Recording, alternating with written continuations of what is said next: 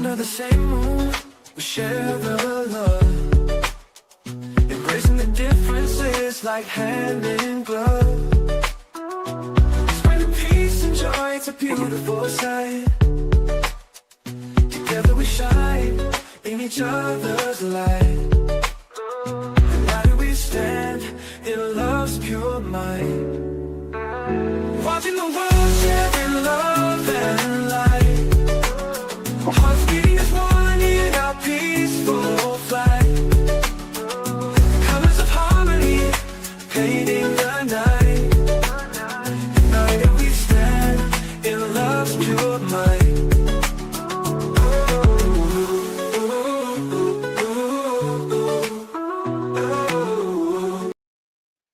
Good evening, ladies and gentlemen, to each and every watcher. You know we appreciate you tremendously. Tonight we have a great show in store.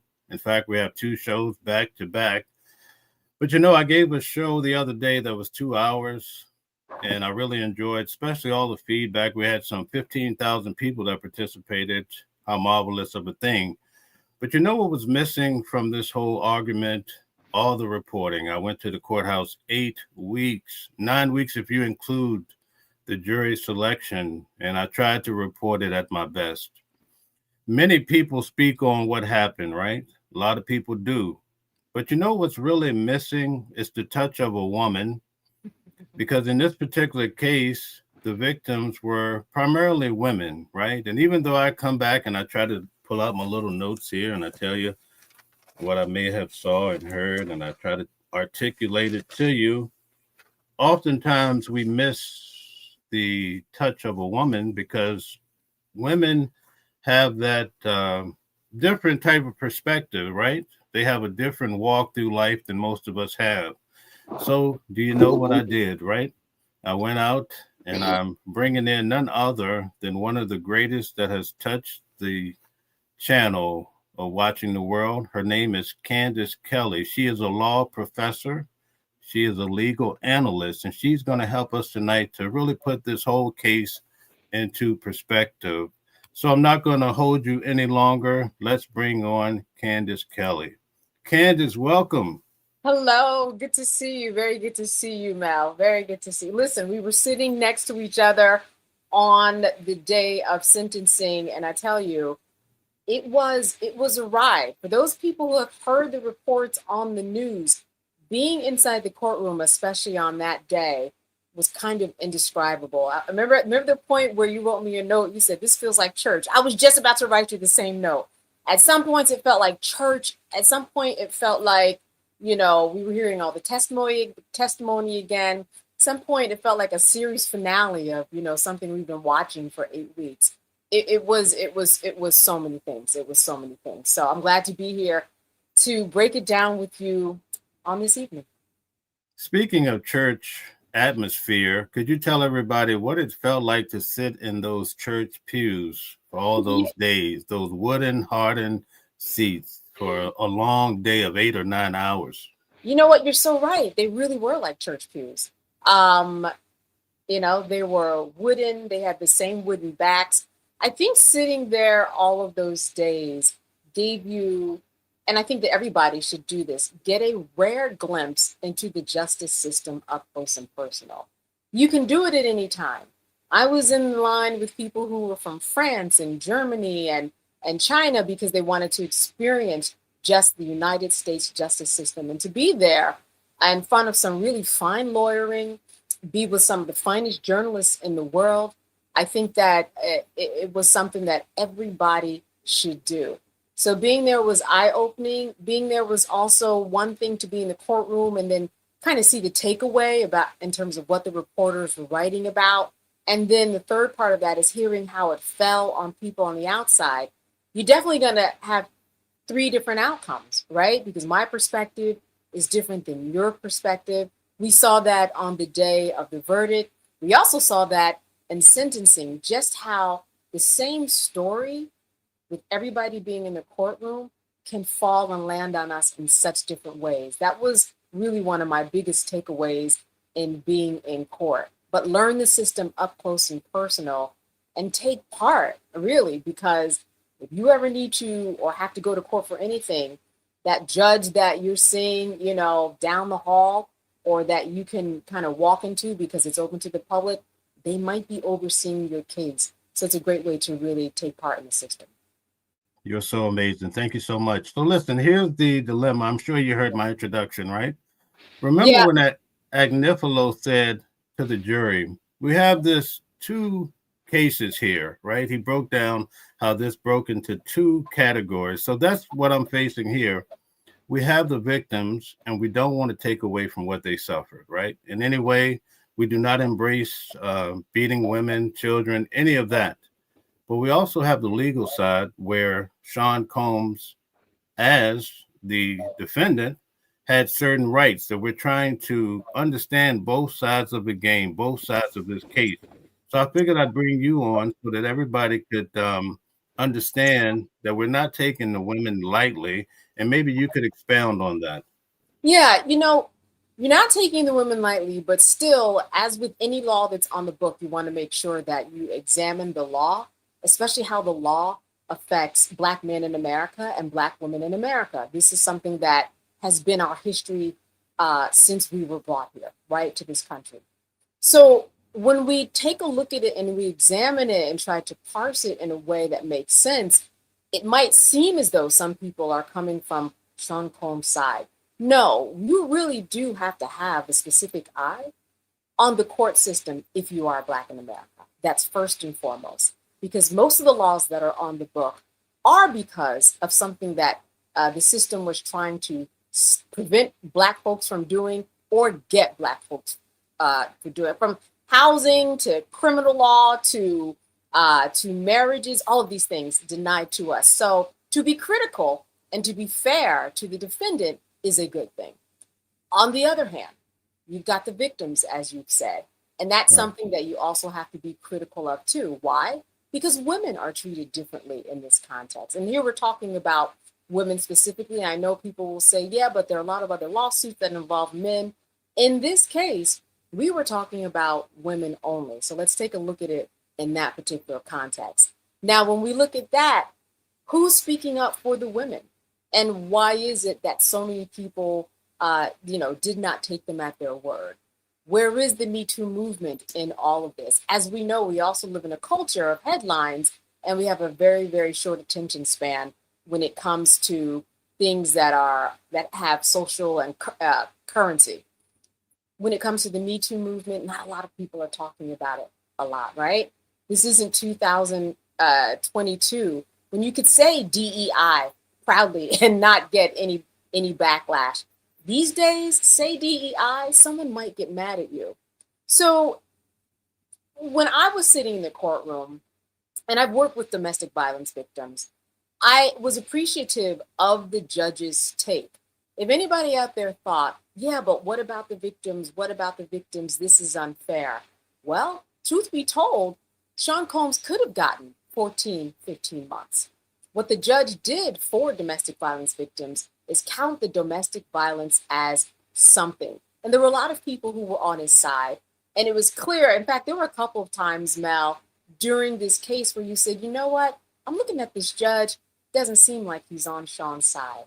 And I didn't know whether, that was right, wrong. But I will tell you, in those final moments when we were there, which, by the way, for people to understand, we were there very early, but court started at 10.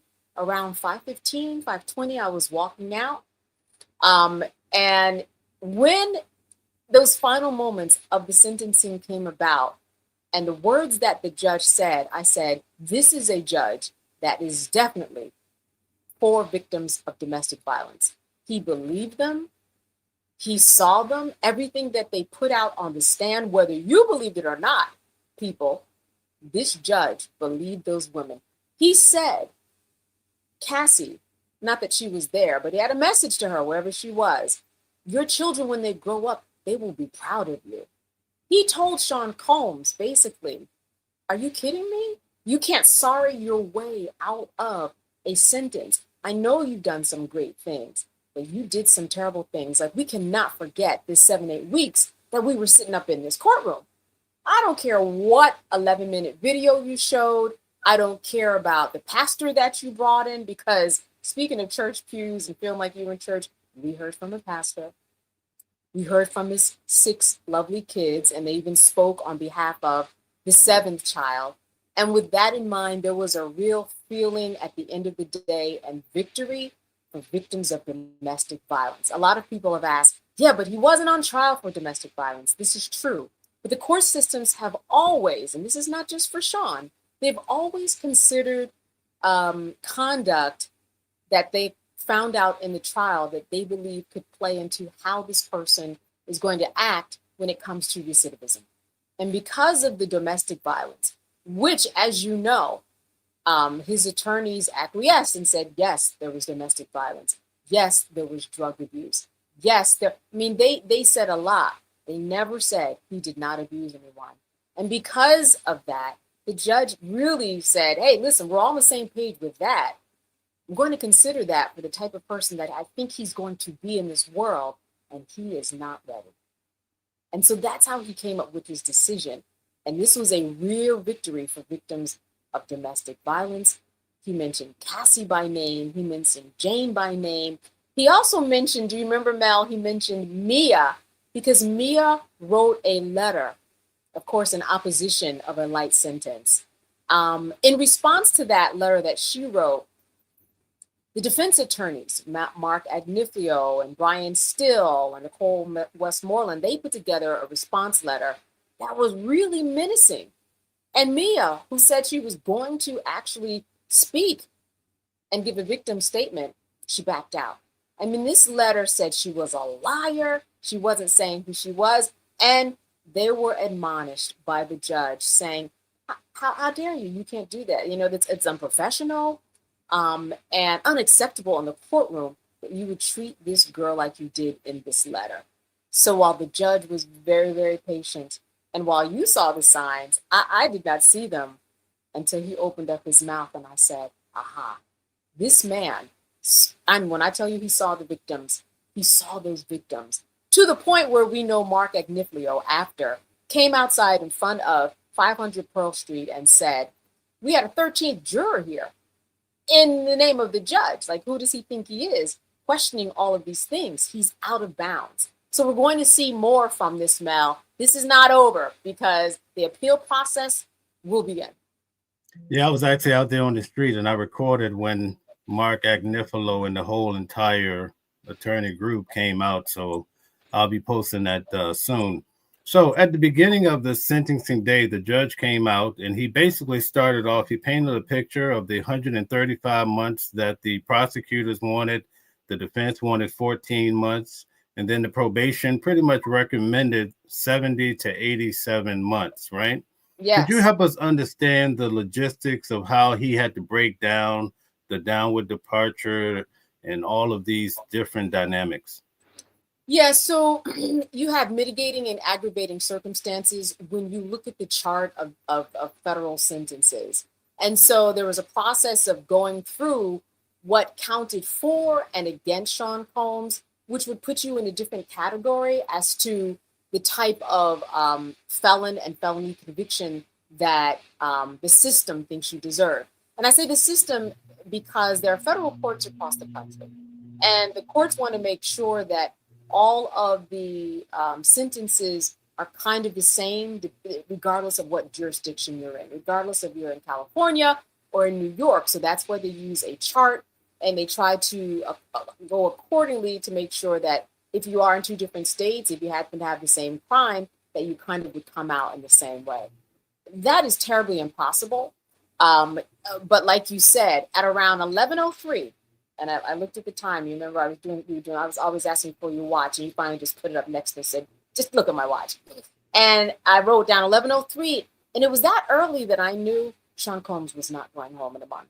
There was no way, because it was prescribed by the pre-sentencing guideline process that he get, as you said, 70 to 87 months. So we knew it was going to be somewhere in there. I think what the judge did, in order to give Sean some crumbs, which judges have discretion to do this, what he really did was he took off 20 months. If you think about it, So I know that Sean was kissing the ground when he um, was let off on the RICO charges as well as the sex trafficking charges, but these had some big years attached to it. But at the end of the day, he made out pretty well. He could have gotten 70 to 87 months. That is what was recommended. The judge went down 20 months. And I think that that's not something that his attorneys are telling him he should be mad at all. So that's where we are. And again, key is discretion. Key is the judges believing in the credibility of those witnesses in order to use that in order for him not to get 14 months, for example, which he would be out, by Thanksgiving. So the key is discretion, and the judge made his decision. But I think you and I and everybody in the courtroom early on knew he's not going home within the next week. Yeah. Could you help the audience understand what it meant about acquitted conduct that the judge really examined very well?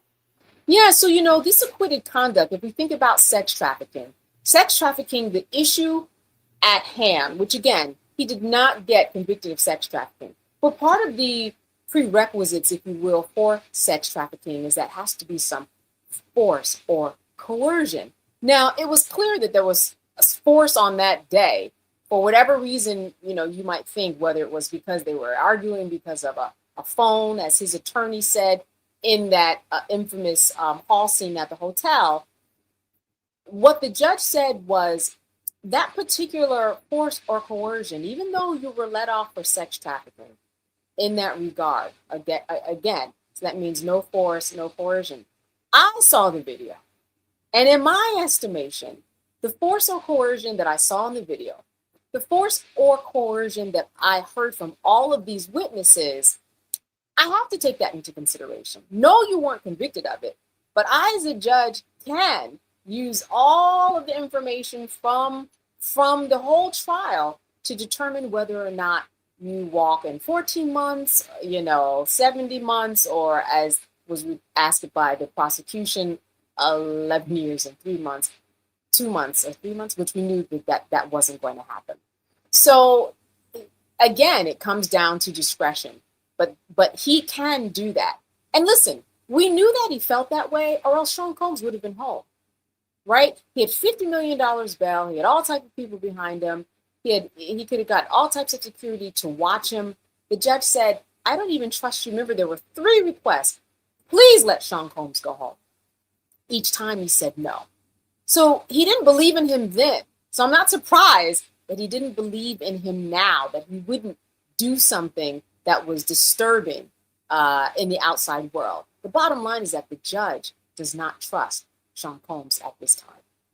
And he showed that in the sentencing. When the prosecution got up to give their 2 cents, were you shocked to hear when they said basically Mr. Combs had not learned anything? He's so arrogant because he even has an event planned next week in Miami as though he's going home today. Yeah, the presumption of that. Now, who let that get through? Why did we even hear that he had what was touted as a speaking engagement? We know the defense said, no, it wasn't a speaking engagement. It really was kind of like, an exchange of information where he was going to be helping people. That's how they categorized it. But the bottom line, it's very presumptuous for them to even bring that up. That was the worst thing that they could have done. I mean, to think that the reason I'm laughing is because it didn't help them.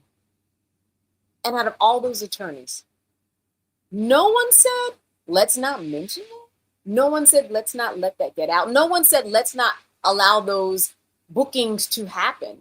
A very, very bad look. So the prosecution, they got what they wanted out of it. I do not think that the defense got what they wanted out of it, but they were really trying to tie it into this Sean Combs, the overcomer, and that this overcomer would go out into the world and help other people overcome. That was their theme. He's a changed man. He wants to teach others, and that has to count for something, which it does. I mean, that is why we have the system that we do in place. You go to jail, you go to prison in order to be a better rejuvenated person, and keep the recidivism rate at zero. And what they were trying to say is that his journey had already begun in that path.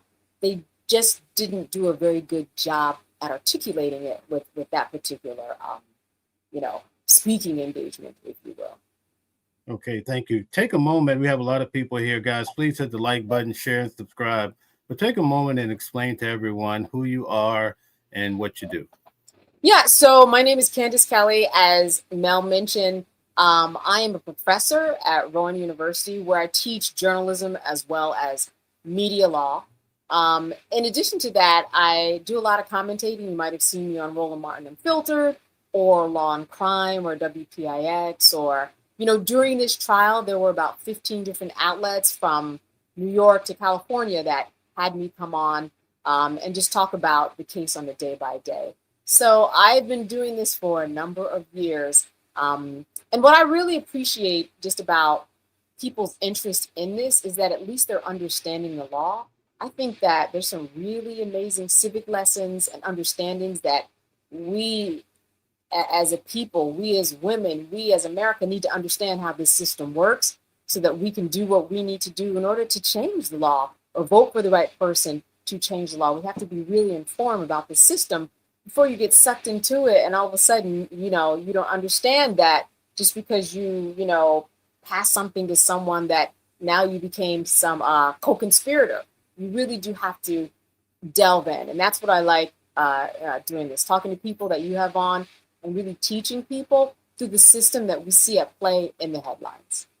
Okay, thank you. That girl, Henny, who was at the courthouse, we met her so many times. She says, doesn't coercion and violence also play a part in the Mann Act sentencing? In the Mann Act sentencing? No. Well, that is the Mann Act, which I think was created in 1910, right? So Industrial Revolution time, was created to prevent the prostitution crossing state lines for purposes of transporting for prostitution. So no coercion, no force involved in that. The sex trafficking, which Sean Combs was not convicted of, that involved the force and coercion, and that's what the prosecutors are trying to bring out.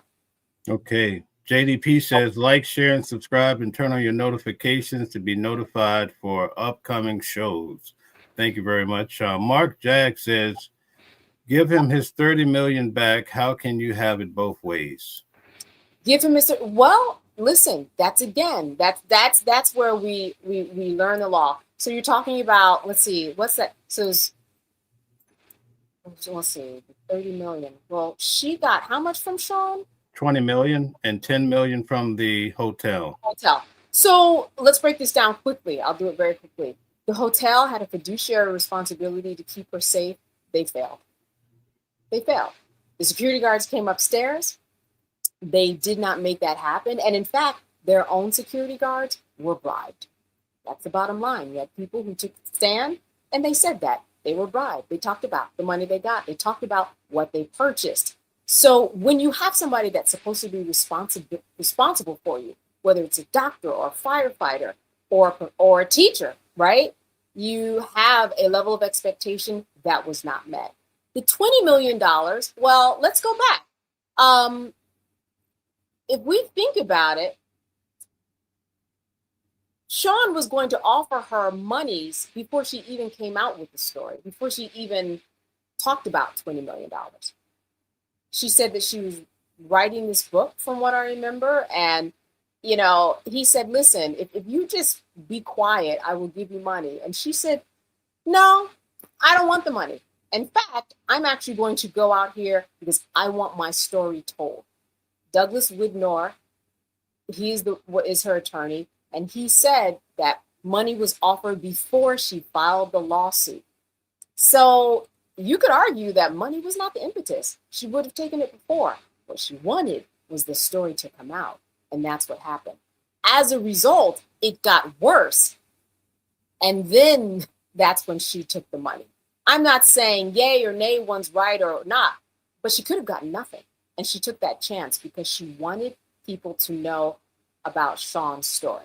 Whether or not it was, 20 million, that certainly was not worth it, considering it didn't stop anything.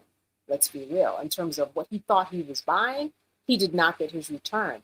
But that's the system. That's the system. So I'm just giving you facts to consider. Oh, give him the 20 million back, la la la. That's what happened. And he was trying to get rid of everything. And that was his doing. Okay, one of our moderators, Gold Digger, says the judge definitely had much in this case to consider. Violence was a big issue with the judge. The women were victims of his violence, and certain employees were victims of the violence as well, namely Mia, right? Oh, absolutely. Yeah, Mia told a very powerful story. You know, a lot of people tell powerful stories that actually connected the dots because people were in the room, and many of the times where a lot of the violence happened, and all of the stories connected very well. I mean, I didn't get the sense that there was a whole lot of lying going on the stand. Now that's just my personal view, because there were so many people who told the same stories and connected the dots. So yeah, there were a lot of people who were put in the way of his violence. And again, the judge believed it, but I would say the jury didn't, or else they would have gotten him on that sex trafficking claim. But that being said, Mia was one of the key people. Jane was one of the key people. Cassie was one of the key people. I mean, listen, when you think about Cassie's mother, Regina Ventura, and Sean Combs asking her for $20,000 because of this tape that, you know, Cassie didn't want to be released, and she gave $20,000. He gave it back, but all of that, you know, that was not unseen by the judge. Okay, so one more. That girl Henny makes a great point. She says, but isn't the judge technically the 13th juror? That's in the headlines a lot. What are your thoughts? Well, you know, the 13th juror means that you are coming out with a different decision in the verdict. The verdict is the same. Is he the 13th juror? No. You know why? Because we have the pre-sentencing guideline report. Remember, they tried to put this in an order on a federal level that we have this report. We ask questions. Mel, remember, we heard about his trauma. We heard about his ups, his downs, his PTSD, his drug addiction, his basically addiction to violence. He lost his father. He lost his uncle. As he put it, Mark Agnifilo, he lost his best, or was it still? He lost his best friend and was covered in blood. I'm assuming that was Biggie Smalls. They went through all of that. So it's not exactly that he's the 13th juror. There are reports, questions, you know, and it's put together, and he reads it and takes a recommendation so that all the sentencing guidelines across all 50 states kind of come out even. So is he the 13th juror? No. But does he have a lot of discretion? Absolutely. Absolutely. But you knew it was going to be, you know, within that kind of 70 to 87 months. And as we saw, he went down a little bit. Right. Over the last 6 months or so, right? You've gotten to know me a little bit. We even did a live show together, right? We did. We had a sold out house, even though there was like a tornado coming that night, oddly enough. Yeah. I rocked the house over there live in front of the folks, right? Yeah. I'm a pretty quiet guy. You'd say I'm pretty calm, cool, and collected in real life, right? Yo, absolutely. Yes. Okay. So with all that in mind, I got so uncomfortable when Nicole Westmoreland was halfway crying when she gave her presentation for Diddy. It made me uncomfortable. And I set the stage. I normally don't get uncomfortable. Right. You are calm, cool, and collected, but it made. Is it normal for the attorney to get emotional about their client at that time, would you say? First of all, at that level, no. Yeah, and let's go back. What kind of an attorney was Nicole Westmoreland based upon her performance? How would you describe it? I felt like she was face forward for any of the victims that she had a chance to cross-examine or whatnot. She tore them to pieces. In fact, I think she took on the girl, Bana, who claimed that Diddy had her hanging off of the balcony. So she's really, I thought she performed at a high level, but I got uncomfortable when I heard her get emotional. I couldn't, you know how you get emotional, you can back your way out of it. I don't think Yes. she ever got back out of it. Yeah. And the And reason this why, is 30 minutes. It's like 30 minutes of this now. And people around us in the audience are saying, oh my God, so I got uncomfortable. yeah. And the reason I had you describe her is because I think a lot of people felt that way, that her presentation was strong, she was effective, she cross-examined people to the nth degree, and she, caught people in lies, and she did the thing. Now, this was outside of the jury. So that was helpful. I can't imagine that she would cry that much in front of the jury. But what I got a sense of was that all those 7 attorneys were said to themselves, let's just do all we can. And the fact that she got emotional caught me absolutely off guard. You said she was halfway crying. I'm telling you in the audience right now, she was fully crying. She was fully crying and continued to cry. I mean, it showed that she was human and showed that she believed in Sean, that he had made this turn of events. I don't think it was a good look. If I was a judge, I would be wondering, why are you so emotionally involved? But, it showed that she was human. It didn't hurt anything in terms of the verdict because that was already given. And I guess if you're going to cry during the sentencing outside of the jury. But I don't think that it did any good. I just don't.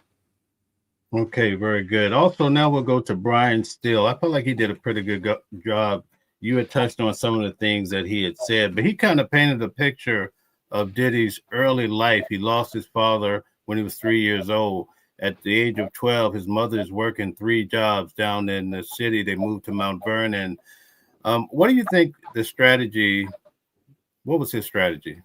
Yeah, well, his strategy was to say, listen, since this is a court of recidivism, since this is a court of, rehabilitation, right? Let's make sure that we take the person as they are. No, he did not, live without food and poverty, but he did experience a lot of trauma. And as a result, this is the person that we have. So it's kind of like, you want to make sure that the judge understands that he had things in his life that were an impetus for him to be on drugs or for him to maybe act out in this way because he had a lot of suppressed trauma that he never dealt with, but that he is now dealing with. And that was the theme of the whole defense.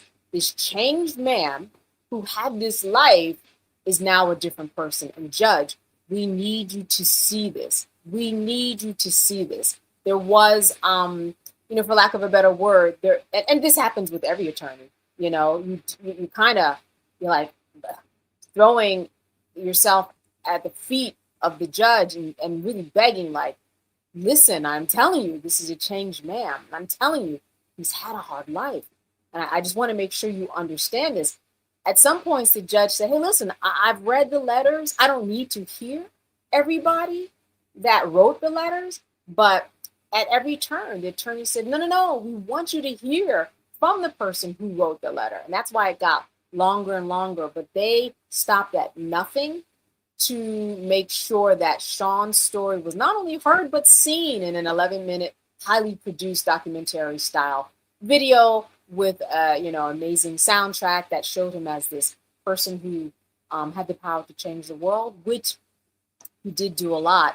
But that, as he said, he kind of, what were his words? He said that he lost his way. He said that he lost his way. Right, definitely. Out of all this 9 weeks of going to this trial and the extra days, I think the best moment for me was seeing his children go up there and really put up a beautiful fight for their father. Yeah. That, that was, it was very moving. It was very moving. Not only did they put up a fight for their father, they also spoke on behalf of the 2-year-old who obviously couldn't speak. The 2-year-old's mother was there, but they really brought home the fact that some of them, because their mother, 3 of them, their mother was Kim Porter, they don't have any parent at home. And they made that very clear that they were scared. And that's what they said. We're scared. We're scared. We don't have any parents. And we don't want to see our 2-year-old sister go without one parent, because we know how that is. They were really, really compelling. They really were. Now, the judge, in turn, when he spoke to Sean Combs, said, listen, you obviously have a good support system, so use that, grow in that. And when you get out, they're going to be there. And your role is going to be exactly what you said in your statement. Go out there and do better in the world and change people, starting with yourself. So, again, there was nothing that was going to change the judge's mind, but those children of his certainly were compelling and really lovely. They really were. When Donaldson, the other attorney that's there located in the Southern District of New York, I think he's practiced there for 25 years. He kind of took the brunt of this whole activity that Diddy was supposed to be involved in Miami next week. And he kind of explained it was basically set up so he's showing that he could get out there and start helping inmates to, better their lives because he's experienced it. I was watching a presentation yesterday. I believe it's the Angry Guys or one of the shows where you had Mark Garagos. Yes, and he expressed that whoever set this up should have received even a bat or something like that. I saw it on Kelly, whatever her show is. Oh gosh. Do you think you can recover from that moment?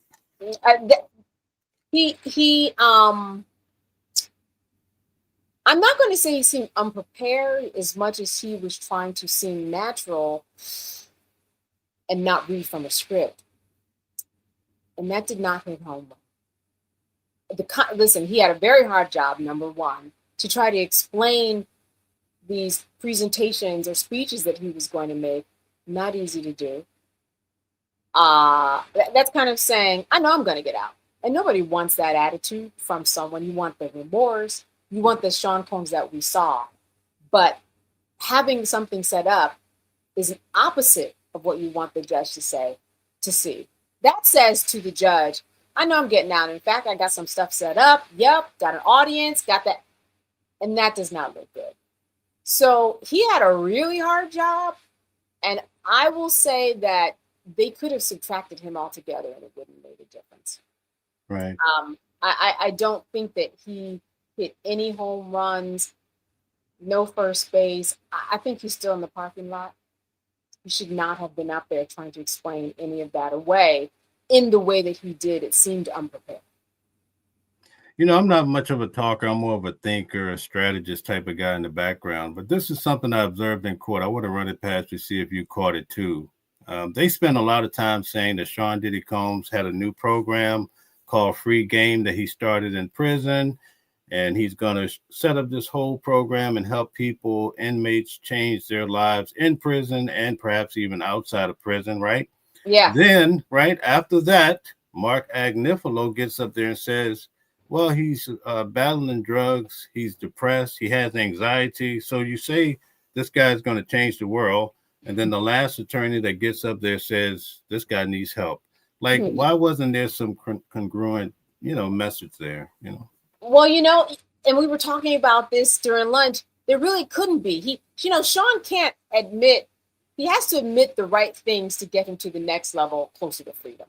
And one of those would be that he has anxiety, PTSD. Now he's clean and seeking help.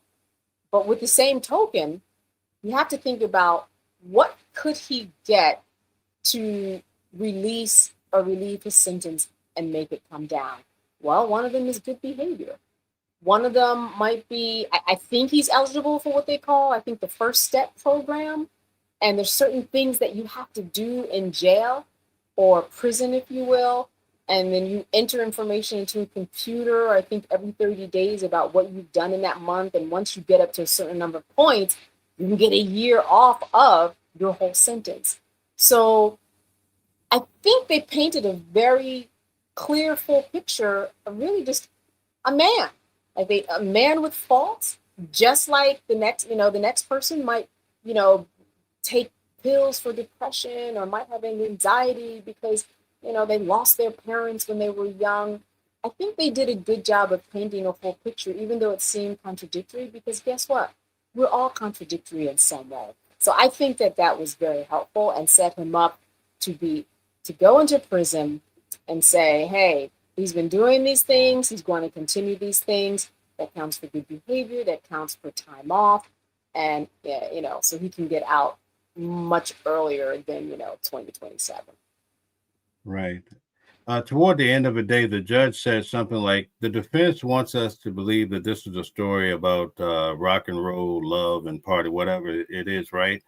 And he made a comment as though, I've been in this courtroom and I've seen everything throughout this entire trial. Like, you can't fool me. And let me explain, let me break it down for you, right? In the very beginning, Mark Agnifilo stood up and he gave the opening arguments, right? And he basically said, listen, our client he did commit domestic violence, right? It wasn't prostitution. He was paying those men for their time by means of the women, perhaps, right? Yes. Well, toward the end of the trial, right? Now they're saying, oh, he was doing some makeshift porn operation and filming. Had they had that argument perhaps the whole time, it's almost like they're throwing things at the wall to see if they stick. What do you think? Yeah, and they did that through the whole trial. And there were acknowledgments by the judge. Okay, you believed this before about prostitution. Now you're changing your mind. And there were a few times. It seems as though they were trying a few things. They tried, like you said, hey, he didn't actually have sex with anybody, so that's got to count for something. Or he was just shooting them like a porn producer or a voyeur. That's got to count for something. Or but that wasn't in the opening arguments at all. These were things that kind of unleashed themselves as the trial unfolded, and it was kind of a little too late. But as the judge said, it didn't matter because the digital footprint that was provided showed that Sean knew that sex was going to happen. For example, he pointed out in the paperwork, refusing to give Sean a new trial or overturn the verdict, that the evidence spoke for itself. In the text messages, you asked whether or not somebody had an HIV test. Why would you be doing that if you didn't think somebody was going to have sex? You asked on a couple of occasions, is this person an undercover cop? If you thought everything was legal, why are you asking that question? So those are the types of things that he pointed to say, yeah, you might say that, but according to what the jury saw too, especially, they saw otherwise. By implication, you could read that something else was happening. And so that was the problem with the arguments on Sean's side when it came to, oh, I'm just a voyeur. Or, oh, this is, we didn't know the sex was going to happen. In fact, we hired somebody from a legitimate entertainment company. Not that many times and not with the digital footprint now. Right. This was my perspective just thinking as I was traveling back home that day. Because when I sat in the courtroom on the first day and Phillips walked in, the sex worker, yes, he took the stand and he blew me away when he started talking about he came to have sex with Cassie and Diddy's in the corner doing his thing, right? But had I heard in the opening arguments that Diddy had a porn operation going and maybe he didn't go get licensed properly or follow that would have set me up to say, oh, okay, so this is where the porn is coming in. We sat there and basically everybody's like, what kind of nonsense is going on here? It really took everybody by surprise. I was just shocked that they didn't have this tighter from the beginning. And I'm only talking from a legal perspective. yeah. And I'm not trying to take away that to help them win a case where a lot of ill things happen. But I'm just saying, since I have you here as a law professor, I'm just saying it should have been a little bit tighter throughout, right? Yeah, absolutely. That opening statement your opening statement tells you what you're about to hear. Right. And we didn't hear that we were about to hear what they explained, 3-4 weeks in. And by that time, it was too late. By that time, it seemed like an afterthought. And you never want that. Like, oh, okay, yeah, it was this person with the knife. Unless it's some concrete evidence that will make the jury think otherwise, you start throwing theories during the trial, it feels kind of desperate and you're already on a different road. In fact, the prosecution's what Prosecution's way down that road. So why are you going on this road? We're on this road. The prosecution has all the evidence here. And you didn't submit paperwork saying anything about voyeurism. You didn't submit paperwork saying, hey, he just didn't get a license. He was doing porn. None of that happened. And then it was too late. I think you are correct, strategy-wise. Again, because you want to learn the system. It's not about what's the truth or not the truth. It's how you tell your story and what evidence you have to turn the minds of those jurors and make them believe on your side. And they did not do a good job at that because those better arguments came too late. Okay. So I just want to run this past you here, going back to the judge's initial statement. He says that basically he's acquitted of the charges and not the conduct. Because a lot of people are saying, hey, the jury said he was not guilty of RICO, not guilty of 2 counts of sexual assault. And now the judge is still trying to use those charges against him. The judge explained, no, we're not factoring in the charges. We're factoring in the overall conduct in sexual assault or RICO. All of these, the different technicalities were a part of the big picture. What are your thoughts on that? Well, I want people to think of it this way. Think of the fact that his team said that he was violent in his relationships. So with that being said, the judge, and has always historically, had the opportunity to consider information that's part of the trial. This is, again, why he was not let out on bail. He said, I don't trust you. You know, you're an abuser. Does it seem unfair? Sure, it seems unfair. But can he ignore the fact that this guy had a history of domestic abuse? No, because listen, you let someone out, you want to make sure you can trust them, but they're not going to do it again. The judge said, you already said you weren't going to do it again after the Cassie video came out. You had a video, right? Everybody remembers that video. It looked like he was somewhere exotic because it looked like it was in a bamboo room. He made an apology. He said he was getting help. All the way up until the time where he was picked up from the feds at his hotel, the judge said. You had drugs and were doing freak offs up to that day. I don't trust you. He is not, in the judge's eyes, a trustworthy person to be let back out into society.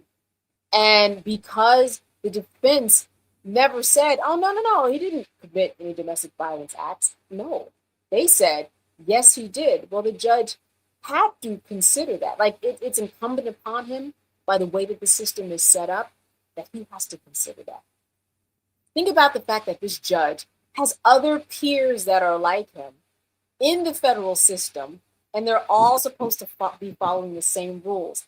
He really can't divert from them unless he wants to be, looked at like a clown outside of the courtroom for not following the rules. That's why the federal rules are so strict. That's why there's a chart when it comes to federal sentencing. And that's why everything is very, very kind of on the straight and narrow and linear about how someone should be sentenced. It's for uniformity. And the judge really can't divert from that. Right. Yeah, but I can understand them. It doesn't seem fair. Listen, you know what I don't think is fair? If I'm a defendant out there, if you remember, what was his name? Damian Williams. And he's no longer with that office.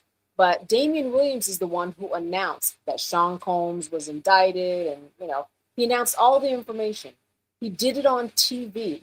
He had charts. He had diagrams. He had evidence that he was presenting, and it was as stated as fact. I don't think that's fair. I mean, listen, you have a jury pool that's out there hearing all of this, and he's very believable. He's a very well-spoken man. A lot of this system is not fair, is what I'm saying, which is why we really have to pay attention and understand how to work the system. Either change the laws, again, vote for the person that you want to change the laws, or at least be savvy enough to understand how to make the system work for you. When Sean Combs, when the verdict came in that he had basically had the 3 major charges acquitted, right? Yeah. he went down to the ground and to the floor. He did this prayer over the chair, and the artist drew it, right? It went Yeah. viral, right? Well, this time around, when they actually gave him his sentence, the media used that picture from when he went down to pray when he got his verdict. They used that for Friday, and it didn't happen, right? So it goes to show how people just twist and lie about every little thing. Do you think that's a problem in this day and age? Oh, it is.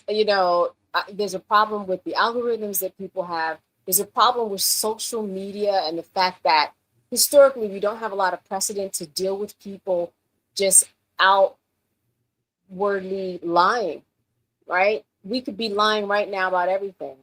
Maybe if we defame someone, someone might sue. But in terms of just making up facts, when it comes to social media and who's responsible, there's really not a lot of fact checking. In fact, that's what Mark, who's the head of Meta, Zuckerberg said. Hey, listen, at the beginning of the year, he said, we're not going to do any more fact checking. We're just not going to do it. Because even the truth or facts are something that can be one way or the other. They're negotiable. So it is very much a problem. And you and I know many people, legacy organizations and YouTubers who just make up stuff because the system is set up this way. The more people that click, right, the more money I make. And if I'm really trying to pay my mortgage and my rent and eggs, maybe I'll just lie. I think that's the justification that a lot of them have. I'll just lie. I'll make it up. I see myself as entertainment. We have a long way to go figuring out this system of news, what is right, what is wrong, and how to stop people who are telling things that we know are just verifiably untrue. But we are not there yet, and we are in the wild, wild west. So that is a major problem. And meanwhile, the legacy media is trying to keep up with the YouTubers. Why? Because the YouTubers are getting the hits and the likes. They're not worried about the money. They want the eyes. But these YouTubers, and a lot of them are really fantastic, but now there's this real battle, right? And you have all these mergers and takeovers, and there's Paramount and Nexstar and Tegna. This is the world in which we are living. It is a social media world, and the algorithm is real out there. Okay, so I always like to keep you to your time. I know it's very valuable. We have 7 minutes left, and I wanted to spend the last few minutes asking you one question, and then we'll go to the audience and see, let them get in a few questions too. Diddy stood up. He had his head down, seemed to be reading from a script, right, on the table, both hands on the table. That's right. Did you feel like the man was sincere with his words? So the one takeaway that I had from him is that I felt like he at least wrote it. Let me start there. Because there were some victim statements that seemed very legal and very academic and lawyerly that it did not make sense that they would have been writing in such a way that I was reading a New York Times article. When it came to Sean Combs, though, I felt that what he said, at the very least, were his own words. That's the one thing I can say. Remember, he said, I apologize to Jane. Sorry about bringing you into this mess. That's not how lawyers write. And he the way he spoke and told his children that he failed them, told his mom that he failed them, that he failed her, and that he knows better, and that, what he did was despicable, what he did was disgusting. I thought I thought he was very sharp on that. I really do. Now, some might argue, yeah, but he knows all about marketing. He knows all about, changing how people, see things and view things. He had that high-end video that only somebody like him would have had the money to produce. So he's still using his ways and his money in order to get what he wants, just like he did out there in the real world. He's still using his power. So I could see it go both ways. But I do like what he said. And if he was sincere about it, I think it goes a long way. And let me say this. There are some people who think, his reputation is so marred and muddy. He's never going to be able to rise up. Yes, he is. You know why? Because I saw Kevin Spacey on the red carpet getting awards. He's in movies. Kevin Spacey, granted, Kevin Spacey was not convicted on anything, but he went through. They shut him out. You think that there's not a rapper or an R&B artist that's 14-year-old that wouldn't say, "Yeah, Sean, here's my demo reel." Of course there is. Of course. He is going to have a big audience when he comes out. Are you kidding me? And here's the thing, he doesn't need anybody. He can go online. If he started a YouTube channel, he'd have, 3-4 million followers within the first 5 days. Because that's where we are. So he doesn't need Revolt. He doesn't need NBC. He doesn't need anybody. He can go right online. So I think that, so to answer your question, I think that his words were very powerful. And if they mean or translate into anything, he's going to have the opportunity to show that. And I promise you, people will sign up to buy what he said. All right. Gold Digger says his own attorney admitted to Diddy's violence, and by that same admission, it was used partly for no bail decision. That's right. It was. It was. The other thing that the judge says was, listen, you tamper with witnesses. Like, there's a history of that too. I don't see you not doing that. We haven't even talked about Gina, right? Who disappeared, but we know that she went on Tasha K. Tasha K, there was a 2-part interview with her. And then all of a sudden something happened. We couldn't find the attorney or Gina. And she came back, and who did she appear on the side of? Sean Combs, in support of him. Even though she said that he kicked her while she was pregnant. So with that in mind, yes, the judge did use information of domestic violence. Yeah, there are also other things that he used to say, no bail for you, my friend. Okay. AI says release the Diddy party tapes. Well, here's what's funny, Mel. There were no Diddy party tapes as we sat there in court. Not once. Not once. Was there? We heard about it going in. We heard about some guy who said he had the tapes and he was an attorney. He was on News Nation. No party tapes came up in the whole trial. Not once. Not once. So release the Diddy tapes. Where are they? Because if there were Diddy tapes, they would have been in this trial. I'm not saying that they don't exist. I'm saying that they were not a part of this process by any stretch of the imagination. Right. Actually, in court, they said they did not have any of Diddy's tapes recovered, although there were cameras, I guess, at his properties. There were no tapes. Most of what they used came from Cassie and Jane Doe's cell phones, right? But a lot of people feel like there's a big conspiracy where the government figured or felt like he was an Epstein and he had these tapes. They went and got the tapes, and once they got the tapes, they said, well, let's put them through the rigmarole and we'll let them off the hook. That's what people actually believe, right? Yeah, people believe that. And I do think that because there was, again, the media, we built this whole idea of these tapes and these parties, and what happened after everybody went home that, only drink coffee and ginger ale, right? After midnight, different stuff. But they went there, they raided everything. There was nothing that was shown that had anything to do with these party tapes, these freak off tapes, all these rappers with big names. It was not shown. Conspiracy, so the government would have a conspiracy again. Don't get me wrong. Listen, you go back to Jack Johnson and the whole transportation across state lines and a white woman slavery act. We know that was used against him and other people because he was a black man. Right? And we know the history of America and the laws that are on the books. I'm not saying that it can't happen. I'm just saying we did not see that as a part of this journey. Right. Okay. Lavender says he will not be going to do things that way again, seeing how people were fake around him.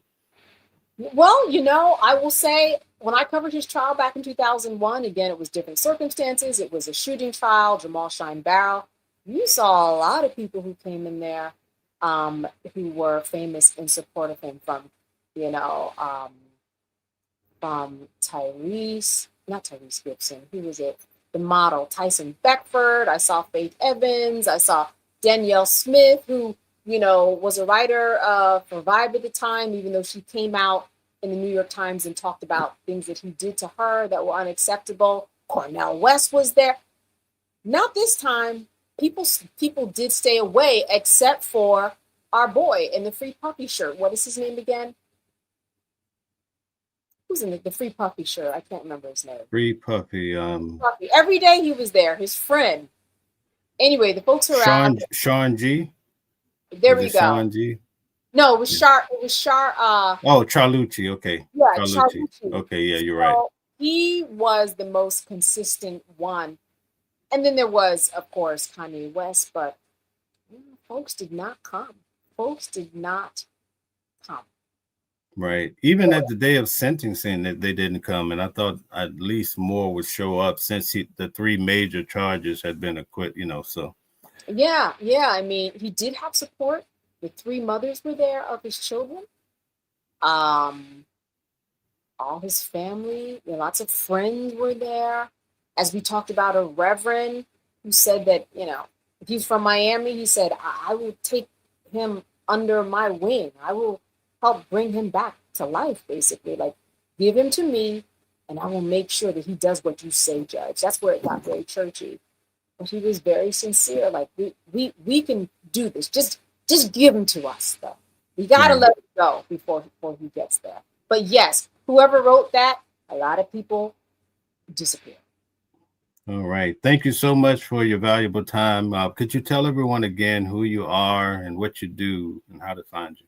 Sure. Candace Kelly TV, CandaceKelley TV on Instagram. And I'm a professor. I teach journalism. I also teach the law. And I am a legal commentator. Mostly lately, since this trial has stopped, I've been doing a lot of Roland Martin, our friend. Talk about social media and who was there first. Roland's on first, okay? But yeah, that's what I do. Okay, thank you so much. We look forward to having you back on the channel to help us understand the law, especially when it comes to the news, all right? All right, thank you. Good to see you, Mel. We had a time. Great. Be well. Thank you.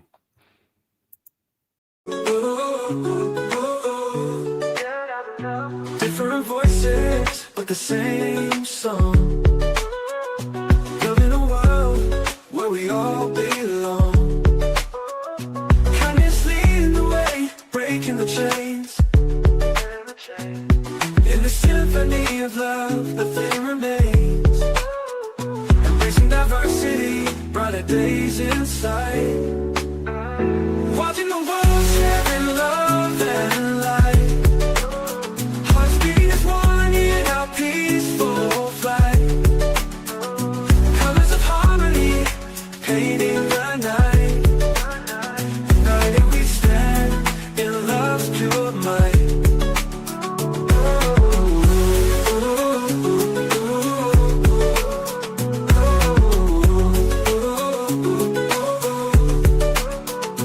Watching the world sharing love and light.